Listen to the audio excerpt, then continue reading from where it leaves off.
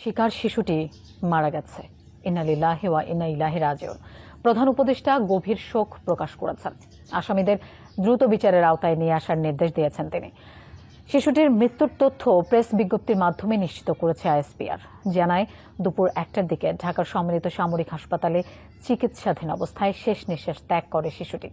আজ সকালেও 3বার cardiac arrest হয়। 2বার স্থিতিশীল করা গেলেও তৃতীয়বার আর হৃদস্পন্দন ফিরে আসেনি। গত 8 মার্চ শিশুটিকে সংকটাপন্ন অবস্থায় ঢাকা সিএমএইচে ভর্তি করা হয়। বোনের বাড়িতে বেড়াতে গিয়ে গত 6 মার্চ শিশুটি ধর্ষণের শিকার হয়। এই অভিযোগে মামলা করেন তার মা। মামলায় শিশুটির বোনের শ্বশুর, ভগ্নিপতি, শাশুড়ি ও ভাসুরকে গ্রেফতারের পর রিমান্ডে নেওয়া হয়েছে।